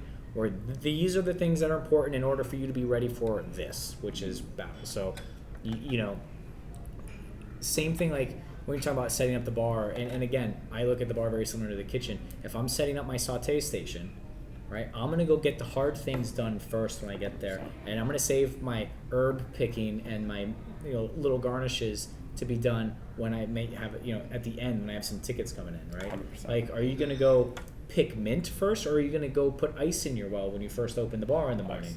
Probably going to go get ice and juice and booze, and then, as, you're taking care of whatever, you can pick some mint on the downtime. Like, I wouldn't, you got to figure out what's important, and most, we have our checklists, we go through them, and they're written in order of priority, and then boom, you go from there, Yeah. The unit began improving. A weaker leader might have been afraid to push the troops while they were regaining their confidence. But Schwarzkopf's intuition told him that his people, turning the page, needed a goal to galvanize them. So he found one. The desert maneuvers scheduled for the following summer. Schwarzkopf received his commander's commitment to let the men of the 1st represent the division in the exercises, and he threw everything he had into preparing his people to fulfill that mission. And when the maneuvers came around that summer, Schwarzkopf's 3 battalions went up against 13 Marine battalions and performed so successfully that the Marine commander, a 2-star general, refused to speak to Schwarzkopf when the exercises were finished. Boom. I saw the boom. I saw the boom. I didn't put it on my notes. I put it there because I think that's all it needed was a boom there. But what do you get out of that? Circumstances and following the plan and seeing it when others don't create championships and checks in the win column. Yep, checks in the win column, because that's what it's all about, and that's how you get deposits to your team members. Leadership bank, leadership capital is key. A lot of leadership authors talk about that leadership capital. You know what else I kind of get out of this? That's a little bit like, to me, next level, which he kind of says it in here without specifically saying it. So I'm going to go back real quick. He said the unit began improving. A weaker leader might have been afraid to push the troops while they were regaining their confidence, but Schwarzkopf's intuition told him that his people needed a goal to galvanize them. They needed a common why. Yeah. And when we go back to the chapter we covered in the previous podcast of trust, he, being a good leader, gave them the trust of, hey, I know you guys can handle this, and I'm trusting you to handle it, so I'm going to push you and guide you and put a little bit more on you. A weaker leader would have been more scared to give them that trust and to give them that larger workload. So I have a question for you after this. I'm almost done. So he had the trust. He pushed them a little bit. He guided them, and he was there obviously to help them. But also too, here's that next level part. When you want to build a team and you want them to come together, put them together to do something hard. And I'm not talking about these silly team member exercises where it's like tug of war and on the beach and shit. I'm talking about do something in your organization that's hard for them to accomplish, that's hard for them to do. They now have to trust each other. They have to depend on each other. They have to work together, and if they're working towards that common goal, now they're going to accomplish that, which means now they've got that camaraderie. Now they have the trust in themselves, in their leader. They accomplished it, and they accomplished it so well. They beat out 13 other battalions for this. They got a win in their checkbox, and they did something hard, and they galvanized together as a team. So that's where I think that next level is, if your team's kind of haphazardly doing something, or they can handle more, but you're scared to do more, trust them. Give it to them. Give them the opportunity to do it. And you know what? Worst case scenario is they don't accomplish it, they learn from it, and you do it again. Or you handle the next. There's going to be another task. True. There's going to be another opportunity. When is it? I don't know. Tomorrow, next week, there's going to be another challenge. And if you fail at that one, you don't fail if you learn. You move forward, and then you accomplish the next one. What was your question? Have you ever done that and pushed a little bit too far and someone failed? And yes, and I'm trying to think specifically who, what, where, and most of the time of when they failed to meet that specific goal or whatever it was we were trying to accomplish, I was able to trace it back to I didn't give enough clear direction. And so That's what I'm guilty of. yeah, and so I'll own that, Now don't get me wrong, there's lots of times where at the end of the day, do I think that if a team member fails, is it the leader's responsibility 100% of the time? Yes, I do, 100%. Yeah. However, the difference is there comes a point to where people choose to not do what it is that they need to do or that they've been shown to do a bunch of times. Now, you can still say, well, maybe that leader hasn't taken enough time or energy to figure out how that person communicates or learns or whatever it is. The question becomes, how much time, energy, resources is that leader organization going to put into that person until they have to say this is now detrimental? And even though I can spend an unlimited amount of time and resources, that is maybe what you need, at this point I can no longer do that. Therefore, the job's not getting done to the standard needs to get done, so I'm sorry, we have to move on. Because the best way to lose great team members is to tolerate bad ones. So at what point does that person be labeled a bad or a poor producing team member and then be disconnected from the team? That's circumstantial, and that can really only, in my opinion, be measured through the amount of relational connection and that you have with that person, understanding how they work, how they learn, how they engage, and how much you've put into them, how clear your direction's been. So what I've found is when I've done that, I'm like, okay, let's back up. Maybe I didn't tell you not how to do it, but what that end state looks like. Or maybe, shame on me, I didn't tell you some of the resources that are available to you as a leader because perhaps I just over-assumed that you knew that you had these resources available to you. Therefore, I'm always the first handful of times I'm going to say, you know what, this is on me. And I'm going to do it and do it and do it until I come to a point to where I'm like, all right, I feel I've exhausted all my time, energy, resources. I've gone through it back over, time and time again. It's still not working. At this point, we gotta cut the ties. Does that make sense? 100%. And the reason I ask that is because I find that within this company that there's so much support and feedback every freaking turn, whether it be you or Matt or Dragon or Dalton or Sam. There's feedback around every corner, and it's pretty cool. And though you challenge, you always have that feedback and that push forward to go, hey, we're going to push forward, but together, and this is how we're going to do it. Right, exactly. And that challenging, like, for example, if you've got an idea, I'm going to challenge it, not because my idea is any better. I'm going to challenge it to make sure that it withstands the challenges that it's going to be faced with once it goes live, from the team, from the guests, from the restaurant gods, when the water dies or the AC dies or whatever the case may be. Like, what are we going to do? What's our contingency plan in the event XYZ happens? Is this a viable move? Because we can change stuff all day long, but if it's changing stuff to change stuff, it's going to be a challenge. If we're not rolling out to our team properly, it's going to be a challenge. So we've got to, I challenge it, and just as I would hope you challenge ideas I have, or any of our leadership team, or anybody even, it doesn't matter, everybody can challenge. Hey, here's an idea, here's what we're going to do. Well, what about boom, boom, boom, boom, boom? There's chances are I haven't thought of all the what ifs. Yeah. So let's work it through hypothetically and sort it out from there. But it's that feedback loop is key, and I'm glad you see that. I'm glad you see that very. What's the word I'm looking for? Transparent. Yes, thank you. Sorry, brain fart. Yeah, I'm glad you see that. Very transparent in our organization. That's good. 100%. How leaders think. Because of their intuition, leaders evaluate everything with a leadership bias. Some people are born with great leadership intuition. Some people are born with great leadership intuition.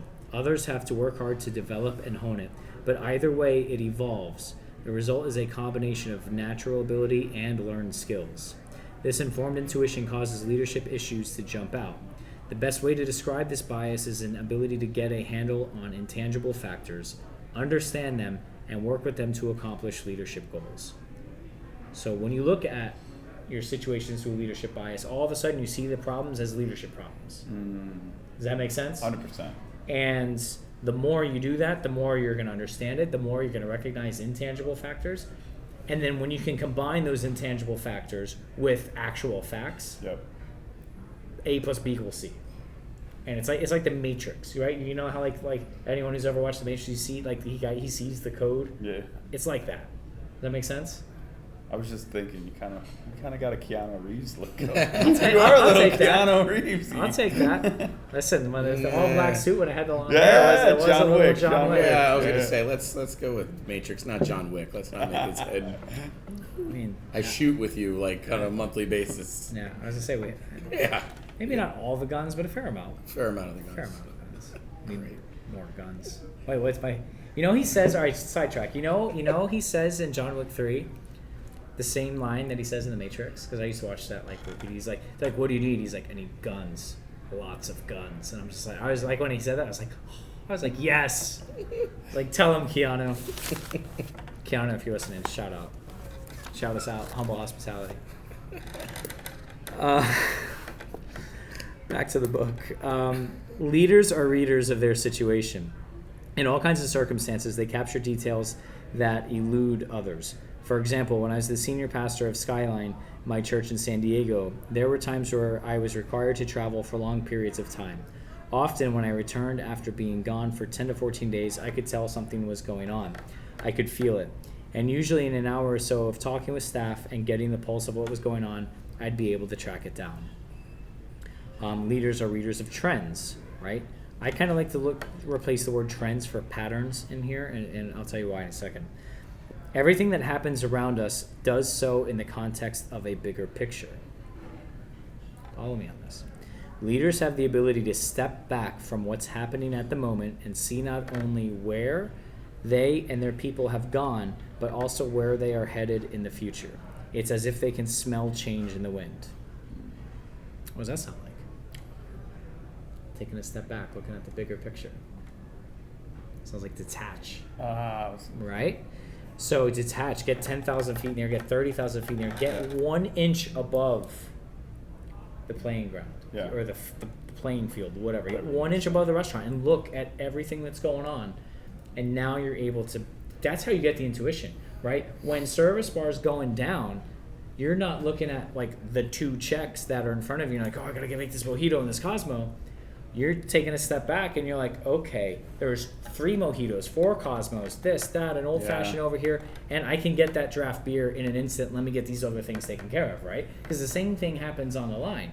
I'm trying to pick up 3 or 4 different tables, and the printer won't stop. So I got to worry about the things in front of me right now, get those going, get my team out of the shits, and then I can consolidate those and be like, hey, all day drop 5 chickens, 6 ounce fillets, 3 grouper, 2 bass, and 16 Goudas. Good. The Gouda gratin at Okanumber, we go through a lot. And they gave me PTGD, post-traumatic Gouda disorder, for the first month. There's not enough Jocko vitamins to solve my Gouda twitch.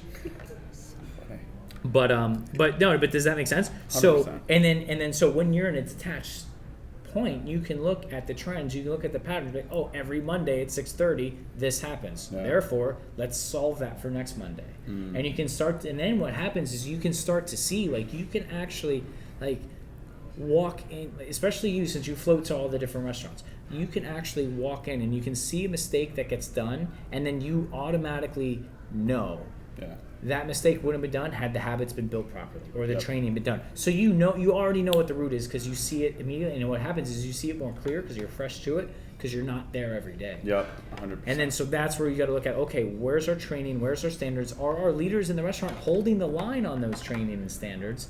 And if not, then who's at fault for the disarray that's happening on that shift? And I think leadership is such a day-by-day thing. Shout out to Bo Brown. Never falters. Always has that clear captain of the ship mentality. And sometimes people go off the charted course, but he does his best job bringing people in line. And it's a beautiful thing. Beautiful thing. Yeah. For sure. Leaders are readers of their resources. A major difference between achievers and leaders is the way they see resources. Successful individuals think in terms of what they can do. Successful leaders, on the other hand, see every situation in terms of available resources: money, raw materials, technology, and most important, people. They never forget that people are their greatest asset. Wow.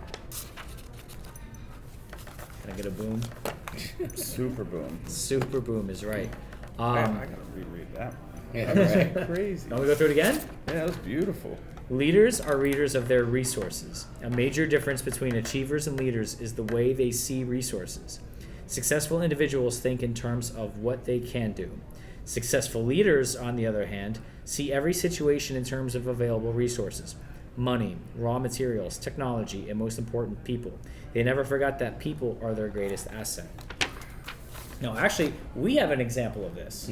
Last week, we were looking at some space down in Jupiter, and it was like, yes, we could do this space if we took a high lease or a high risk lease, if we invested a ton of money into this project and did a whole big build out, and we went down and started competing with the Michael Jordans and the Tiger Woods, and I feel we've got a brand. Now, I know we don't have Michael Jordan's marketing budget, so I don't even want to pretend that like that's a given. However, I know that our product and our service, especially in the area that we were looking, could do really well there, and I think the community would respond well, and especially since we have a lot of the guests that come from there up our way as it is. However, at what cost? At what, not even just financial cost, but with the amount of which we've grown so far, at the rate rather. Do we have the human capital to go staff up 4,500, 5,000 square foot restaurant? Yeah. And develop and keep our culture and the integrity of it and everything, especially with the Oyster Bar on the way and the promenade coming. Like, so at what point do we spread ourselves so thin that we dilute what we're doing? So that's why we decided to go against that. Does that make sense? 100%. So same thing. You got to know your resources, and it's like chess. You got to know, the moves.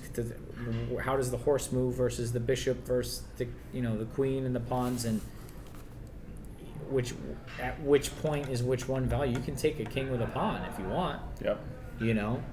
It's just about moving the pieces of the puzzle and reading your your resources. Leaders are readers of people. President Lyndon Johnson once said that when you walk into a room, if you can't tell who's for you and who's against you, you do not belong in politics. That statement also applies to leadership. Intuitive leaders can sense what's happening among people and almost instantly know their hopes, fears, and concerns. And then the last section here before we get to another one is leaders are readers of themselves. I like that he saved this one for last. However, I think it's important to think about it first. But finally, good leaders develop the ability to read themselves, their strengths, skills, weaknesses, and current state of mind. They recognize the truth of what James Russell Lovell said. No one can produce great things who is not thoroughly sincere in dealing with himself. Just like we covered in episode 2, leading oneself, managing oneself. Here's a good one. What you see results from who you are. That's beautiful. So, what he says about that was, he said, how is Schwarzkopf able to turn around difficult assignments again and again? The answer lies in the law of intuition. All officers had the benefit of the same training in soldiering and tactics, and they all had access to the same resources, so that wasn't the answer. Schwarzkopf wasn't necessarily smarter than his counterparts either. What he brought to the table was strong leadership intuition. He saw everything with a leadership bias. So not to be overwhelmingly forward, but with that quote, then people who complain are in fact not leaders, right? Correct. And and how many times is it? Oh, it's hard to get good help. It's hard to get good help. There is no good help tree. Yeah. Like I can't go be like, okay, I'm going shopping. I'm gonna go get the good line. I'm gonna go to the good line cook section and the good bartender section. And when people ask me all the time, oh, you got 3 restaurants, you got 200 employees. How do you find all these great people? Leave some for us. And I'm like, we all are pulling from the same pool of people, right? Just like, and he said it here, they didn't have super duper special training and soldiering. They had the same stuff everyone else had. The difference is you've got to build and grow your team and your organization. You've got to do all the hard things that have nothing to do with the restaurant, 100%. right? I would love to sit there and cook all day, but I'm not going to be an effective leader. You've got to make connections with people. You've got to tell them why. You've got to give them clear direction. You've got to give them the tools to succeed. You've got to give them follow-up. You've got to give them praise. You've got to have hard conversations when they don't meet the standards. You've got to hire. You've got to fire. You've got to do those things. So, again, I say it all the time, as a leader, when you step up into a leadership role, you have this unwritten contract, if you will, of doing the right thing for your team and coaching and guiding and building them now. Does that make sense? Or maybe it is written. I don't know. It's written a lot in all these books. But, people don't realize that. A lot of people say, oh, I want to go be a restaurant manager. Oh, why? I want to go do comps voids and drink coffee all day. Okay, well, it's not, you can do that, but you're not going to be effective, and you're not going to be in a good organization very long. Yeah. So where do you, but that's where people need to answer for themselves. Hey, what do I want to do? What do I want to get out of this as someone going into leadership? And you do a good job of that to ask everyone what their goals are, what they're going for, and where's the target, short term and long term, and how can you help me? And that was a puzzling question for me, because I feel like we all go through this life in a lone wolf mentality, but knowing that there's things out there to help you, and it's cool. It's really, really cool. No, absolutely. And the thing to that is and like I asked a lot of people, I'm like, listen, I want to know where you're at, what you're thinking, so if anything comes across my radar that I can help you with, great. Just as I would hope if something came across your radar, you're gonna help me with. You know where I'm trying to go. But also at the same time, a lot of people never stopped and asked themselves that question. So they're here, they're going through it, they're doing the job, but they don't know what direction they're going for. And that's okay, but it gets them to stop and at least think about it. And maybe 90 days, 180 days later, even 9 months down the road, they don't have that answer. And then they got to figure. Then when they do figure it out, they're like, okay, great, now I'm going. So at least they have the momentum. Yep. And then once they find that target, now they're already on that path. I remember when I was with Darden, I wanted to. My goal was to be an executive chef for a nationally known restaurant brand. So when I was a sous chef at Eddie V's, I was waiting and waiting, and the expansion for Eddie V's wasn't as rapid as I had thought going into it. And the executive chef I had there wasn't going anywhere. He was pretty locked in. And I was in San Diego, and there weren't many other ones opening at the time. So I'm like, well, I can wait here 3, 4, 5 years. I know there's other people in line before me. So who knows how? This guy's not retiring anytime soon. Yeah. So I said, who knows? So when the opportunity came to be with Yard House, I went with them. And I was with them for about a year until I realized, like, oh, I accomplished my goal. And then I was like, well, what's next? And I didn't know.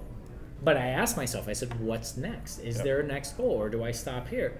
And then it took me a few months to figure out what my next goal was. And then once it was weird. Once I found that, which was I wanted to go into director of operations. So I'd have to go from executive chef to AGM to GM to DO. And my management team and my director of operations, they were all for that. But as soon as I set my sights on that, literally a few months later, this opportunity came up. And I was like, this has always been the end goal. But when it came up, I said, all right, shoot, now or never. That's cool.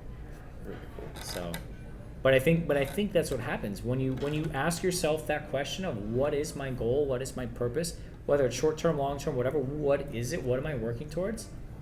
Then you're at least going the right direction, and you might make a right or a left, but at least you're going the right direction. And when an opportunity comes up, you can jump on it and take it. Or you can say, you know what, that's not the right one. I'm going to keep moving forward. Does that make sense? 100%. What do you think? Yep. And I think, you know, when you ask yourself those questions, that's when you start to see the potentials. You start to see the opportunities. And it's thought-provoking, because Exactly. if not this, then what? And then if not what, then when? And then those are just questions that you then build your future in your mind. Absolutely. And, you know, and the other thing too, it's almost like your own self-installed safety net. And what I mean by that is like, because I've been there, and I think we've all been there, and I think people listening have been there, where you're working and you're going through your thing, you take a new position and you're working and you're grinding and you're like, you're busy, you're frustrated, you're tired, you haven't had days off, you've missed soccer practice, you missed, you know, a birthday, and you're like, what am I doing this all for? This sucks. I'm just gonna go back to being, you know, what I was doing prior. There's more responsibilities, more of this, there's more of that. I don't like it. Well, maybe you never established your why. Maybe you never established your goal. You're like, oh, I'm just going to move up because it seems to be like the thing to do. The next logical and thing. And then you go and do it. You're like, oh, I don't like it. And you know, that's okay. And I'm not saying it's wrong. Yeah. What I'm saying is maybe there is an underlying why. And if you knew what that was, you would keep pushing because you would know if you establish your goal, you know it's worth it. 100%. And then you blow through your obstacles, defense aggressively. The last part I have in this chapter, and then we'll call it quits because I know we've been going. We got one chapter today. That's a new record. Well, it's fine. We have an excellent guest. We figured it out. We did figure it out. We figured it out. Well, we got into this chapter. There's three. John Maxwell says there's 3 levels of leadership intuition. There's 3 levels. Just about everyone is capable of developing a degree of leadership intuition. Though we don't all start off at the same place, I found that all people fit into 3 major intuition levels. The first one is those who naturally see it. Some people are born with exceptional leadership gifts. They instinctively understand people and know how to move them from point A to point B. Even when they're kids, they act as leaders. Watch them on the playground and you can see everyone is following them. They're doing really good with the shapes, numbers, and colors also, by the way. Hell of a shapes first. People with natural leadership intuition can build upon it and become world-class leaders of the highest caliber. This natural ability is often the difference between a 9, an excellent leader, and a 10, a world-class leader. Number 2 is those who are nurtured to see it. Not everyone starts off with great instincts, but whatever their abilities people have can be nurtured and developed. The ability to think like a leader is informed intuition. Even someone who doesn't start off as a natural leader can become an excellent one. People who don't develop their intuition are condemned to be blindsided in their leadership for the rest of their lives. You know, highlight action there. Yeah. Because this goes, well, are leaders born or are they taught? And it's kind of, he's saying there's a little bit of both here. Yeah. Some people are naturally good with people. They're like, you're great with people, Doug. No, I'm just kidding. Doug's great with people. Sorry. No, that's fine. No, you are. I think anybody watching this would understand that. That's both of my jobs rely solely on being good with people. No, you are good with people. I've seen it. No, but all jokes aside, like, some people are just naturally social. Some people aren't. Some people are introverts. Does that mean they're bad leaders? No, because you can learn the skills, which is why we're going through this material. Yeah. Because this is your leadership toolbox right here in a nutshell. You know, this is all tools, applications, and if you can understand these, kind of like the coaches in the locker room, if you can understand this in the playing field, you can go deploy these tools and use them to accomplish what you're trying to accomplish. But what he says here, and that's why I highlighted that last sentence, and I tell leaders in our organization all the time, if you don't spend time sharpening your leadership sword and developing your tools, you're going to be blindsided for your entire leadership career. And you realize why, and you wonder why those struggles that you're having, that you're battling every day, aren't getting any better. Well, on a scale of 1 to 10, has your leadership capacity, has your lid of leadership gotten any better? Yep. And if not, why? Well, have you put the time and energy into learning how to be a good leader? Have you listened to the podcast? This is the. That's a plug. This is, or it's our own plug. This is our Cliff Notes. This is your cheat code. This podcast is your cheat code. Yeah. Right? And there's more like ours. There's probably better ones than ours. That's okay. This is just one spoke in the wheel. Yep. You know. But this is one that really helps you because we talk a lot about specific things that happen in our buildings, that happen in our careers, in our experiences. So it's super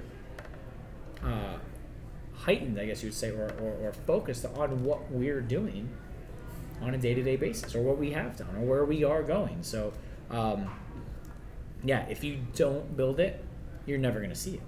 100%. Right? Like if your eyes start going bad, right? I want to give you an example here, another pop culture example. If your eyes start going bad and you never get glasses, is your vision going to get better? Or if you don't get surgery, let's say, if you do nothing to get your eyes better, are you going to see clearly? No, it's going to get worse, right? Remember my cousin Vinny? Never seen it. What? I'm terrible. Oh, man. All right, This is where I get judged. So we're going to watch it. All right, Doug. These two youths. Yeah. look. It's kind of like that scene. Remember the lady with the glasses? Mm-hmm. And he pulls the tape measure out, and he asks, how many fingers am I holding up? Yep. And she says 4. And he goes walking back, and she's like, the little old lady. Yep. And he's like, I think it's time for thicker glasses, right? In a real thick New York accent, right? Same concept, right? Maybe it's time for thicker glasses. I think you might be right because I think I'm getting blinder by the day. Oh. Thanks, Dr. Irby, for these awesome glasses. But does that make sense? 100%. So 100%. you've gotta put energy and time and mental resources into developing your own leadership skill set, because they are tools to learn. You know, I mean, they're. I explained it to the team. I said, "Who here has been a goalie?" And Matt was a goalie. Oh yeah, Matt. Right, and you were there. We started. I said, so they had certain drills that they ran versus what a forward in hockey would run, and if someone who's never ran these drills just went and suited up and strapped up some pads and walked out there, are you gonna be a good goalie? No. You could watch goalies all day on TV. It doesn't mean you're gonna be good at it, right? So you got to practice it. You got to learn it. You got to experience it, and you got to make mistakes. Don't be afraid to make a mistake. If you make a mistake, own it and apologize to your team and say, "Hey, my bad. I made a mistake. Here's what we're gonna do to fix it." It's okay. You get so much value out of that. I'm not saying go make mistakes on purpose, but if you genuinely make a mistake, it's gonna be all right. We covered it in the last episode, actually. You know, when we talk about character, and the chapter said, and I don't remember verbatim, but it said, you know, people will forgive mistakes in skill set, but they can't forgive mistakes in character. Yep. Right? And so but that's your connection, right? That's your connection leveraging your competency. Yeah. And you say, hey, I'm going to own it. We made a bad call. Here's what we're going to do. my bad. Made a genuine mistake. They're going to be like, cool, boss, no problem. I got your back. I'm ready to help you. I've done it plenty of times, and I'll probably do it again at some point. I know. Doug keeps me in check, so. But we're human. we're human. It's going to happen. But the idea is to be aware of it and let your character shine through, I guess, is kind of what we're getting at. The last one is those who will never see it. I believe nearly everyone is capable of developing leadership skills and intuition. But occasionally I run across someone who doesn't seem to have a leadership bone in their body and who has no interest in developing the skills necessary to lead. These people will never think like anything but followers. Do you think those are like the naysayers of life? I think that's a large percentage of them, yeah. Absolutely, because they're already committed to the world through their view, which is their ego, and nobody can tell them different. Yeah. And they've got all the answers, but they still have all the problems, right? And yeah, there's a lot there. I mean,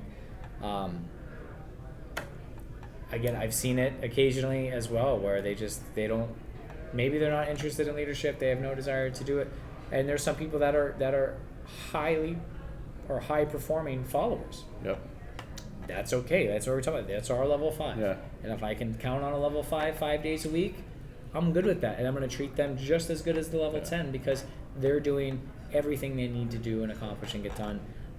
And they don't want to be a leader, but they're still kind of a leader in their own way because they're executing at a high level and they're at their performance and they're working hard. They're leading themselves. Yeah, and proficiency, I think, is leadership as an example. You know what I mean? Absolutely. Absolutely. I like that. I didn't think of that. Cool. Proficiency is absolutely your leadership example. 100%. Yeah. What do you think is like a better leader, 1 or 2? Or do you think? I think 2. I think 2. I think 2 because I think it's like with anything.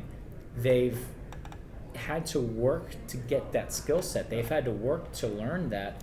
And a lot of times someone who's naturally good at something, they know they're good at it, but they don't know why. Yeah. Right? Or maybe they're like, oh, I'm really good at it, and now they get a little bit cocky or they get an ego, where someone who's had to work for it really understands it, appreciates it, values it, and knows how to employ it. Does that make sense? And I think that's true with a lot of traits and skill sets and instances in life, per se. So interesting. It's deep, especially with your background from psychology. I mean, there's so much to it.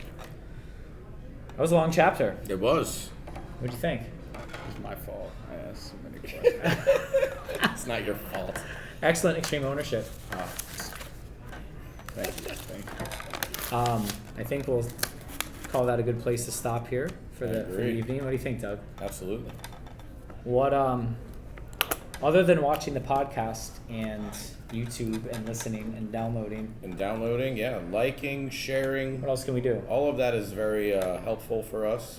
Get the word out there. It doesn't cost you a dime.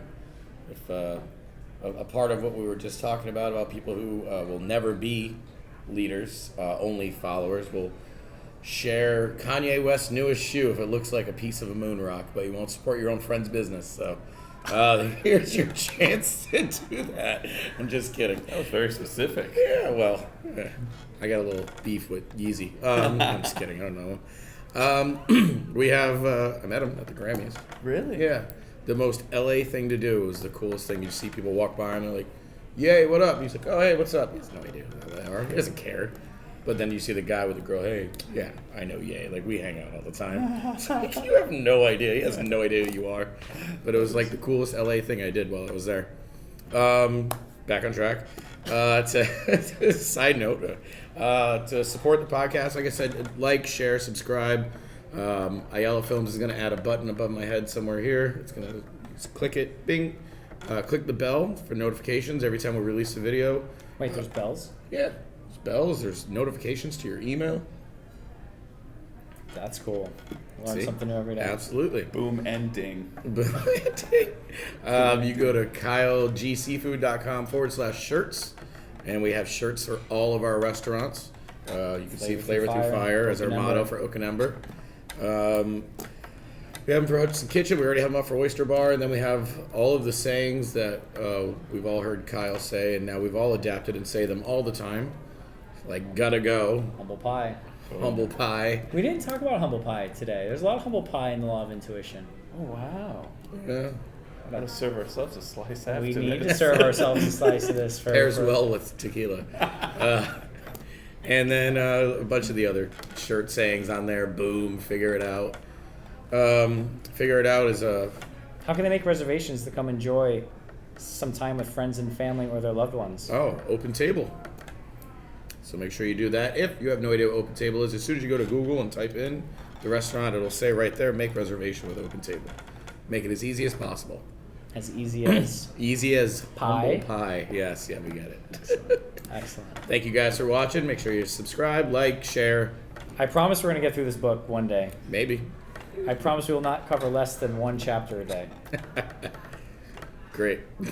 What? You see how important it is? If you put this on 1.25 speed, that's all I got. That's all you got? That's Awesome. all I got. Thank you very much, everyone, for listening, liking, sharing, subscribing. Thank you for joining us in our restaurants. It is a pleasure to serve you all smiles one plate at a time. And thank you, Ayala Films. And thank you to the community for giving us a platform to exercise our leadership skill set and give you guys excellent food and excellent drinks. Bye, Mr. Dave Lovett. How about thank you for Mr. Lovett for joining us. I was the reason why we only got through a chapter. So Perfect. Mr. Lovett. Believe me, people probably want to Absolutely. hear. Pleasure. Thank you for having you. Thank you for joining us. Pleasure to have you. Thank you. I know you're busy and you've carved out a lot of time because we're just cranking over here. Just gotta go. Gotta go. What before we go, because we're closing out, what do you have coming on the beverage program, just in general? You don't have to go too specific, but Long just in range, general, short range. whatever you want. What do you have for our guests to whet their palate on?